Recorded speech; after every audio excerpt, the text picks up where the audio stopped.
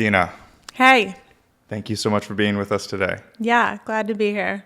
Tell me about how you started hairdressing. I went to cosmetology school when I was 19, after working at a little makeup boutique in Center City that I got that job straight out of the city paper back in the day when that was a thing. And they were so cool, and they sent me on all these photo shoots, and I just loved doing it. And I went to cosmetology school shortly thereafter and got into hair and just never looked back. I still do makeup art and everything hair related, and have my own salon in Philly, and been doing that for the last 10 years. When did you start your salon in Philly? 2014, and we've grown since then. We've moved into a bigger location and right on the same block, and we're in Brewreytown, Philadelphia. It's called Lather Hair Studio, and the neighborhood's been great to us. Yeah. Amazing. Well, I live in the neighborhood too, and I love it. Can you give me the 5 to 8 minute version story of your life? Oh my God. I don't know if I can. I'll try. I'll do my best. Where you grew up, where you went to school? Sure. I grew up in Charleston, South Carolina until I was about 9. My parents are both artists, and found a community down there that they were drawn to. My dad's family is from Pittsburgh, so kind of left all of that behind, and I grew up there. I've got a sister, an older sister. She was 18 when I was like 5, and she moved to Philadelphia, and I think my mom kind of just like followed her here just to like keep an eye on her, but of course I came with, and I've been in Philly ever since. So moved to West Philly when I was 17 from like Delaware County, and like immediately went to cosmetology school, immediately started doing hair. So I've been doing hair in the city my whole life. What was it like having artistic parents? Difficult. They're both so super talented, like fine artists, imaginative, like high level art. They couldn't ever like figure out the like business side of it, monetize any of that. And so it was always a struggle. And my dad did tile work while I was growing up and supported the family that way. And he still makes art. So, he is, I love an artist. That's like the whole thing, is you just make art your whole life through. So that's what my parents have done, and that kind of has impacted my life. I kind of knew that I couldn't live my life any other way. I kind of knew that that was going to be my path too, but not in the same way. I was like, come on, there's got to be a way that I can make a living with this. So, any like, I sing, I play some music, I wasn't going to do that for a living. I was like, I'm going to find a way to like use my creativity in a more concrete way to support myself. How did you crack the code to make your business sustainable? Oh, I don't even know if I have yet, but I guess a 10-year track record is not too bad. Just showing up and always doing my best every day. That's something I try to live by. Literally, that's going to be different every day, but I know that if I'm just doing my best, it's going to be all right, It'll come back to me.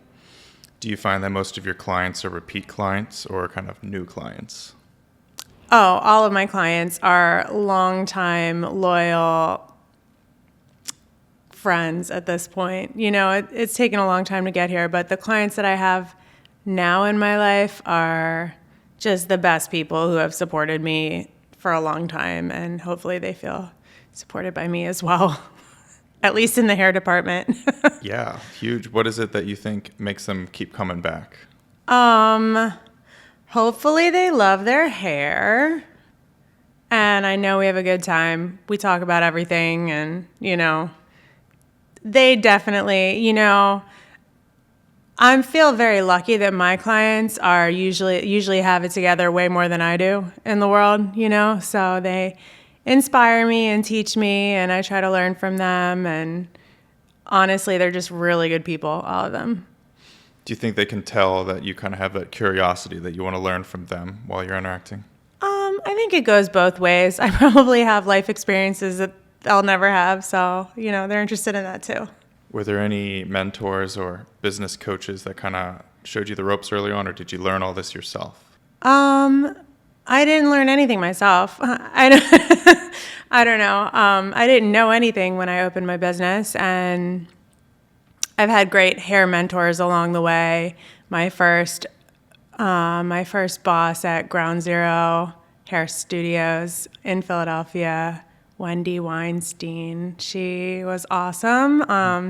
Taught me a lot about opening up a business. I watched her open up multiple locations, and that was really interesting. And I was there for that and saw, some pitfalls and things to watch out for, and that was really interesting. So I think that kind of shaped my ideas about running this kind of business early on. And it wasn't I never really had it in my mind at that point to do it myself, but later on I was like, wow, that was a good experience to have. What was the moment that you decided you were going to start your own practice? I love my own practice. It's like a doctor's office. I think it's when, preparation meets opportunity kind of thing. I had taken some small business classes with a longtime friend of mine. We were thinking about kicking around, opening up a salon, and then she moved to Colorado, kind of shelved that whole idea for another year or so until I found myself in a situation at the salon I was working at where they asked me to sign a non-compete. And being that I had come to that salon with my own book of clientele, I was like, well, it's my book. So I didn't want to sign the non-compete, and they fired me. Good. Yeah. Good. So, yeah, me and my business partner were also roommates at the time, and we were also working together at the time, and we both got fired for not signing the non-compete. We worked out of our house. We had this screened-in front porch, and I had a lot of loyal clients at that point, and did that for about a year while we were searching for a spot, a location, and had all but signed the lease on a space in Center City, and that kind of fell through, and we realized we were in a great neighborhood to start a business in, and there were a ton of vacant storefronts at the time. We just scooped one up and went to town. How do you feel about non-competes in general? I don't know. I feel like hindsight is always interesting. I definitely don't like them in the city, in this industry. It doesn't make a lot of sense. It's really prohibitive. I don't own anybody or their time or, and certainly I don't want them working in my salon if they don't want to be there. So they should be free to work wherever else they want. What was the feeling of risk that you were taking when you went from doing the screened-in porch shop to the booking one? A lot. I kind of put everything into that first shop, everything I had at the time. And, I knew that we were going to pay the rent, I worked out the math. I kind of knew it was going to be fine. I never really imagined that it would be as successful as it has been. I thought we'd be just trucking along, supporting ourselves, not necessarily building a team of 13 people and growing. So I didn't really see that coming, and it's really cool. So you wouldn't say that growth was something you pursued? Growth was something kind of naturally happened to your business as you just kind of... Yeah, it really did. It really did. Tell me what growth means to you. Growth is just about being able to observe yourself honestly and objectively and, constantly reassess, assess, and, challenge yourself. Is that something that you think artists and entrepreneurs should be pursuing, or do you think that they should be more focused on just doing a good job and that growth kind of will come? I don't know if, I'm sorry, I don't know if I don't know if I feel that it's something entrepreneurs should pursue. I feel like it's something that everyone should pursue. It's like, what is the point of, success, or like, if you're not growing, it's twofold. Like, growth in business is like one thing, and like I've been poised with the question of like, does a business need to grow to be successful? And I do think the answer is yes. To maintain the level that you want to provide. I think I always say that like people never are going to expect less of you. So you got to kind of have more to give. Gotta have more to give. Yeah. It's almost like there's no like forward, there's no holding pattern. You're either regressing or progressing almost. I think so. And so like personal growth as well. Like, when you're moving backwards, like that's not like it's a slippery slope, start moving backwards or staying still, and like it's just could be a landslide.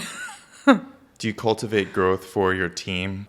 Growth is different for everyone. For some people, growth means, starting a family, or like, pursuing other sort of passions or interests. It's not just, about like opening up a salon. Although a few of the people that have worked for Lather have gone on to open their own salon suites, or, hopefully businesses one day.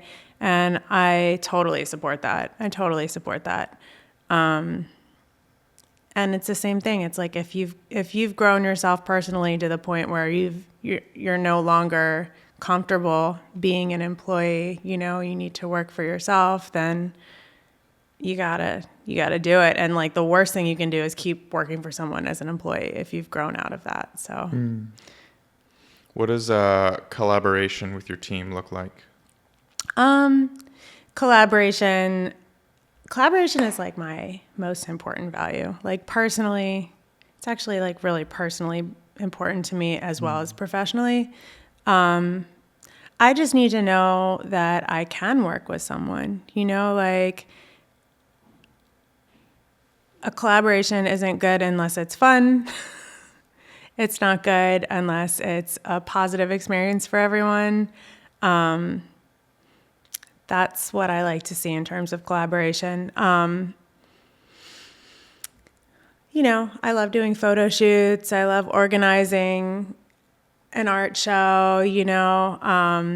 My business partner, Abby, does a lot of the art shows at Lather, and we've been doing that since day one. And like, we've both brought in artists. We've both collaborated with them on like doing a show. Like putting on a show is always a collaboration. So that's a fun thing to collaborate on. Yeah. That's so cool. Are you the boss? Oh yeah.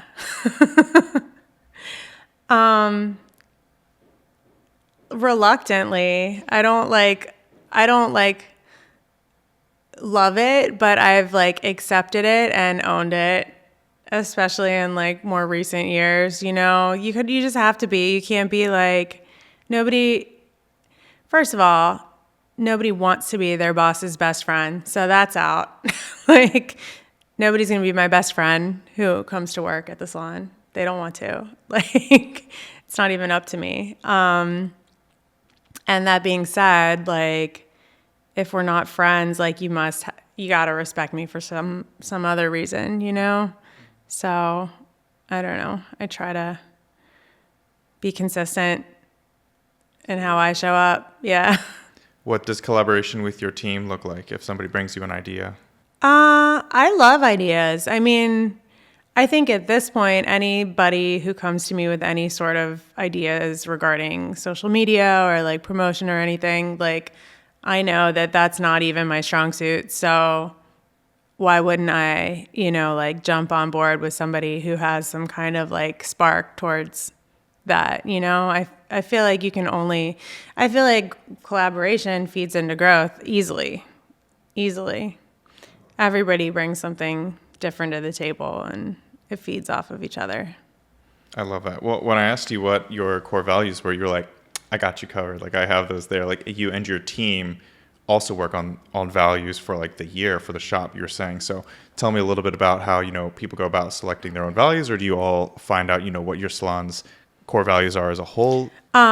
So you asked me about coaching earlier, and I've definitely like paid for some coaching, some business coaching in my industry. And that's been huge for me. Like I said, I wouldn't have known where to start or to like how to deal with hard things that come up with a team of people to manage, and having values, group values that we can all agree on and share is like what can help the team run smoothly together. So every year we get together and we literally like vote on team values. We like each get 5 pieces of candy. We each pick, our top 2 values off of a list of comprehensive values and literally go to town like picking our top values for the year, and they change every year. And it's really cool to see what was important to us all year to year. It's really interesting. It sounds like you and your team work hard, play hard. What does hanging out? What do salon parties look like with the staff? Oh, we love our parties. I think, there was definitely a time where I was always hanging out with my coworkers and, just like in the neighborhood, the local spots, the local hangs. I don't do too much of that anymore, but we still have our like parties that we throw at Lather. We put on a great show. We have live music, DJs, live band, we fill up our shampoo sinks with ice and put beers in the sinks, and that's always, fun party trick. Everyone likes that. We just easy had ice disposal too. What's that? Easy ice exactly. disposal too. It just melts. Yep, exactly. We just had our 10-year anniversary party, and it was just another big show like we've always had, but like we dressed up a little more and like, had some better refreshments, but like it's always that kind of vibe. We just want to have a fun party. Like, so it sounds like throwing parties for your team is fun, but do you think it's like pretty key to successful growth? Yeah, I mean, I think it's just key in having a good time, and I don't know if fun is a value that's on that list, but like, I don't know. It's definitely on mine. It's on my personal list. Like, it's got to be fun. So tell me how you communicate, goals or tenants or anything to your team or your clients. Like, what's your method for communication? Method of communication. I would say written. Written is very important. Over the years, we have like created a handbook for our employees, and like we do have stated, like policies on our website. And like, honestly, I don't want to think about that stuff. Like, I'm not like sitting at home journaling about like what policies to enforce, but it is so important to like actually do that and write it down and post it up so that everyone can see, because then it's just easy. You don't, like you can always look back on that for very easy and clear communication. Very cool. Let's say there's a really niche way that maybe one of your staff is somewhat out of line or maybe missing the mark, and then you take them aside. Like, what is communicating a niche thing that might not specifically be on that list, that policy list you have? What does that conversation look like? So, oh my God, such another tangent, but I've learned and implemented in my business this really amazing communication technique called NVC, which is nonviolent communication.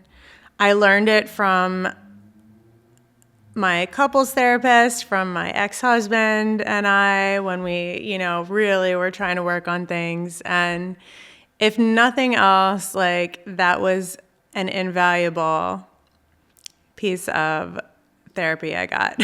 So basically it's a really non-reactive way of speaking to another person and talking about what you need, and whether that's like, a bad feeling that you have, or like, just a need to be heard or understood, like there's a way of presenting that, and there's a format that we use to keep it so professional and like, not out of line. Nonviolent communication. You can look it up, you can take courses, it's really cool. Well, I would like to hear what you think of it, but it reminds me a little bit of the compliment sandwich. If you throw a compliment, I say, like, Dena, you look great today, by the way. And I love you. I was like, at the end of it, you just kind of smash it. But so tell me a little bit about how you extract, emotion from yourself. If you're having like maybe a conversation with somebody, like, what does that look like? How do you center yourself and kind of focus on that nonviolent communication? Well, also almost just like with the values, like you can look like I think it's so useful to look up just like a comprehensive list of emotions and like be able to label it, because your emotions aren't about what somebody else did to you. Your emotions are about what you're experiencing. And sometimes it's really hard to put it into words, but like that's the important part, is that you own what you're feeling. If you can label your emotion, it will release a lot of the bad feelings associated with it, I think that's a big step. And I think one of the main concepts of this whole NVC thing is like kind of taking responsibility for your own feelings and needs. That's how I see it, is like you own it. You realize that it's not somebody else's responsibility, to care for your needs and feelings, but like you could ask them nicely too. Well, it gives you so much more agency too when you think of it that way. Like you're in control of your emotions. Yeah, totally. So, like breath work, just counting to 10, deep breaths. I was on set and I was having a nonverbal communication with myself probably during a project, and I stood next to, this is a big film set, and I absentmindedly did the 10 breath, and I was standing right next to the first AD on the set, and I was like, I just breathed really loudly in your ear. I'm sorry. She's like, it's cool. I know what you're doing. I can tell. I know what's happening. She's like, that's so funny. Yeah. What's an emotion that you feel like maybe a little bit uncentered on? Like, what's something that somebody might treat you with? Oh man, what are the emotions that come up for me? I don't know. Sometimes I get sad. I think if anything, like that's something that, that I work on. I'm like, how can I just have more joy and fun? That must just be my main mission in life, I think. Sad is hard. Sad is hard. Yeah. But I try not to get mad. I've definitely worked on harder, angry feelings. Like that's something I feel like is more part of my past. And I really just try to control my environment enough to not have major triggers of those kinds of feelings, Tell me what respect means to you. To me, respect is about acknowledging somebody else's experience and existence, If we disagree on something and I can acknowledge that your experience and your perspective is valid, even though I don't agree with it at all, I think that's respect. That can be shown in any different way, whether it's cleaning up your station and sweeping all the hair off of your station between every client, like that's a way to show respect because it's like, you know, my space and, you know, that kind of thing. Or like,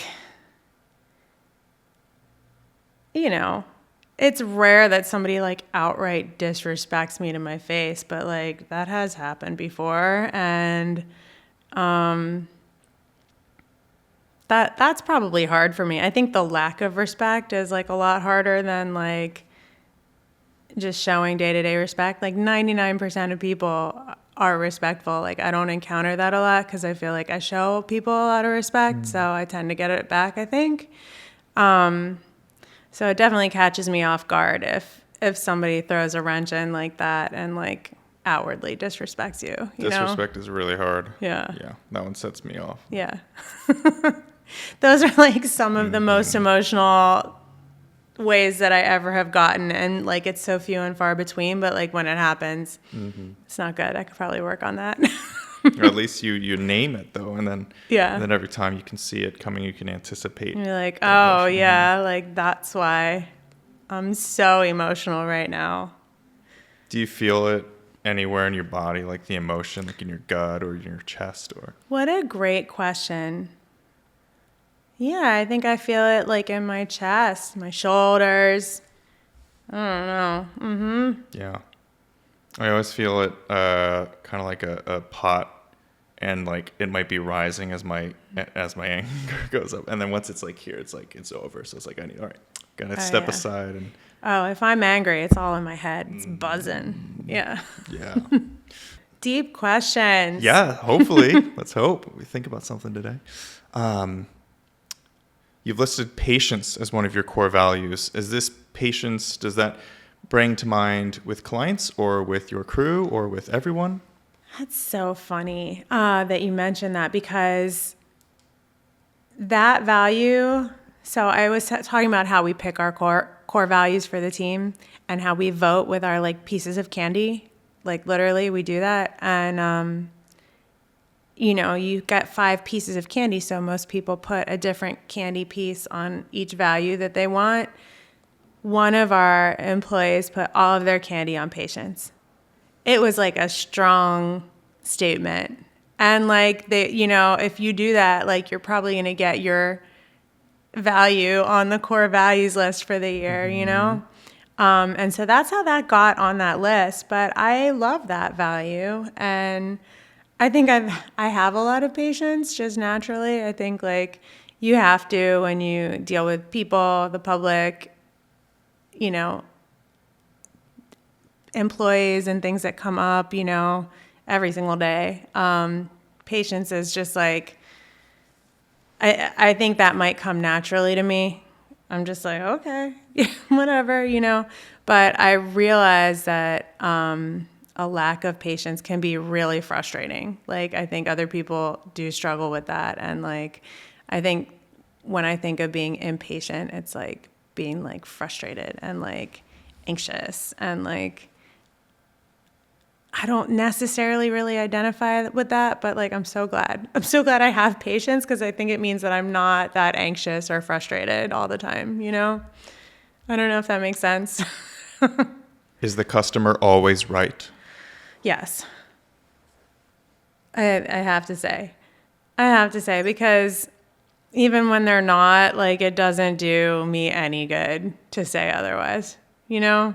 Like, what's that going to do? What does it gain you? What does it gain me? Nothing. You know, and people, you know, like we have a policy that's like, we don't give like refunds if somebody is unhappy. Like we will absolutely go above and beyond in any way we can to like fix whatever it is that somebody's unsatisfied about. But like our policy is that like we don't give refunds, because it's like somebody has rendered a service. You know, you can't refund that time and energy that a human being spent on creating something for you. But if somebody is in tears for days and feels that the experience was so bad that it is just negatively affecting the next 6 months of their life, like, and the only thing that's going to make it right is to get their money back, and like,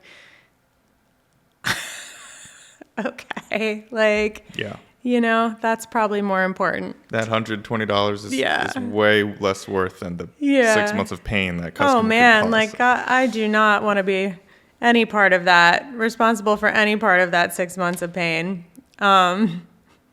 We don't get a lot of complaints, but like, and they're really hard. They're really hard to deal with. It's, you know, it's definitely like an ego blow, but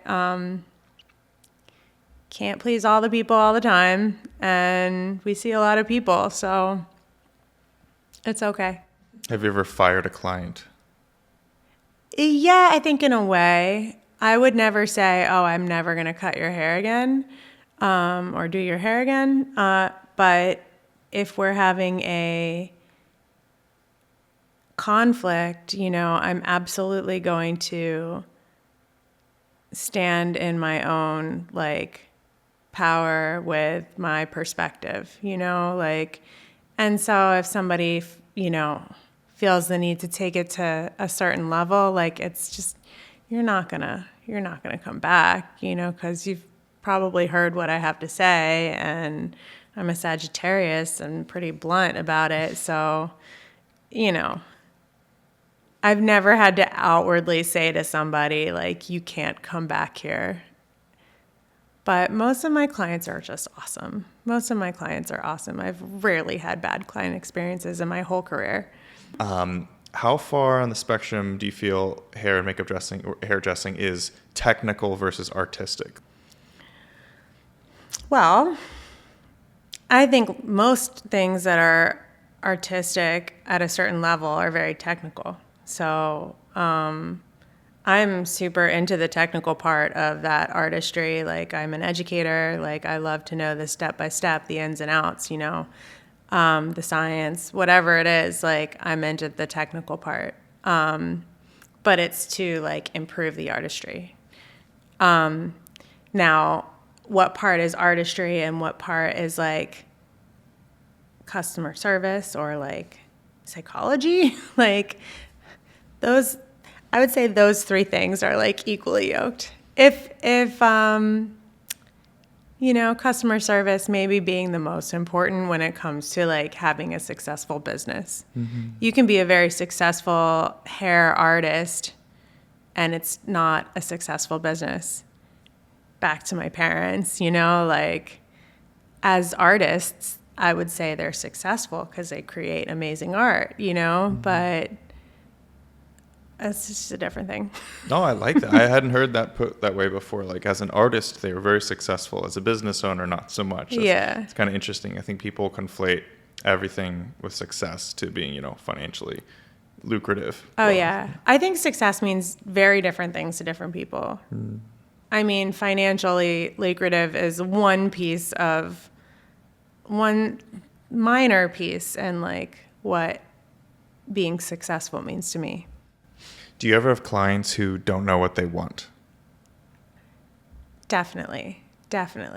How do you build trust with them so they know you know what's best for them? I think listening and asking the right questions is the most important part of that. Honestly, building trust is all about sort of, like, letting them know that you heard them, and the best way to do that is just to tell them exactly what it is that they told you. So if you can repeat back verbatim pretty much what they've already told you, it's easy to make a recommendation based on that, and they'll automatically have your buy-in because you've actually taken the time to internalize it yourself. I think it shows when you tell them. See, I like that you said the most important part of your business is customer service. Is that what you said? Mm-hmm. I think that's so interesting. Yeah, absolutely. If I can make somebody feel good about themselves, like, that's a win. That's what I'm looking for. Like, at the end of the day, 100%. I think that's a really good way to tie this off. Yeah. Is there anything you like to do to promote your business, promote yourself? Anything we can look forward to? Opening up a sister location anywhere? Oh my goodness. No, not yet. We're just, trying to hold it all together and get through like the next year or so and see what happens, But yeah, you can find us at 28th and Girard in Brewreytown, Lather Hair Studio. We're on our 10th year and we just keep on getting better. So we do cut, color, extensions, bridal work, events. Those are the things we love to do at Lather Hair Studio. Mic drop. Yeah, perfect.